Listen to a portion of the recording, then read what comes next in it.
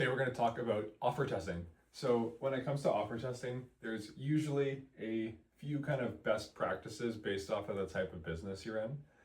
Specifically, if you're a high lifetime value brand, something that's consumable, something that naturally can be subscription, oftentimes the offer tests that should be ran, at least from a starting position, would be how do I impact my offer on site so I improve my sub and save take rate, especially for first-time customers.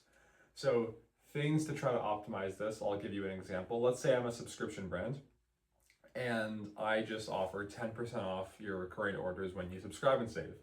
Well, if I think about that, depending on my price point, what I really care about on order one is the difference between price for one-time purchase versus subscribe and save.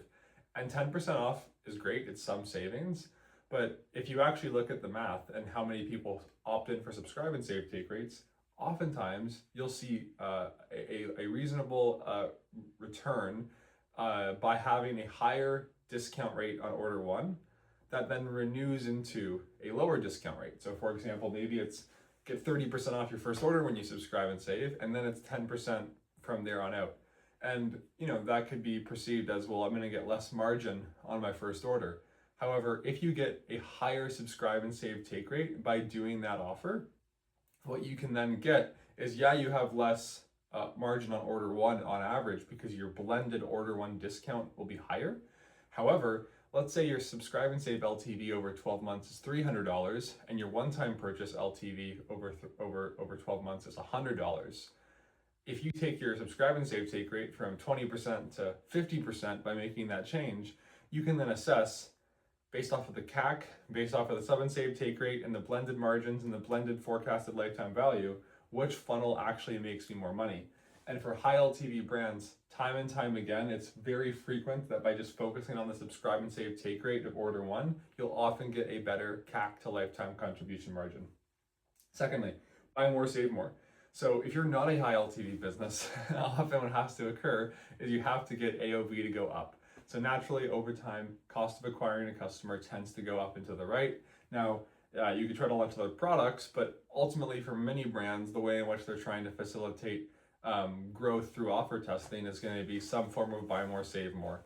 And buy more, save more in terms of how it gets executed on site matters a lot. Like discount codes with buy more, save more are not always the most intuitive. You have to really think about the user experience on site. So they're actually like properly kind of pushed down a funnel on the website that functions for buy more, save more. Category specific buy more, save more can sometimes work, but it's a lot rare. It's a lot more rare that it actually can. If you want to get your AOV to go up, you have to think about what type of incentives can I run to help incentivize people to buy more, save more. And oftentimes when you actually look at the blended margin profile, depending on the category you're in, let's say you did something like buy 3, get 1 free.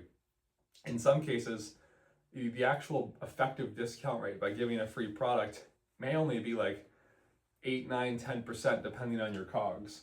So you have to be mindful of the margin when you do the buy more, save more and the user experience. But oftentimes buy more, save more can be less of a margin hit to you, depending on your category, than say just a blanket discount. And then lastly is price. So for offer testing, this is very simple, but I think often goes overlooked. Simply just running price tests frequently can improve your offer and the performance.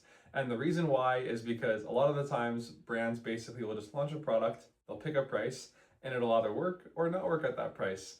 Ongoing price testing, especially if you have a lot of SKUs, can be a maybe less a smaller win than point 1 and 2 here, but nonetheless it can be a win. And it's often one of the easiest things to implement out of these three. So those are some quick tips on some offer testing recommendations for e-com.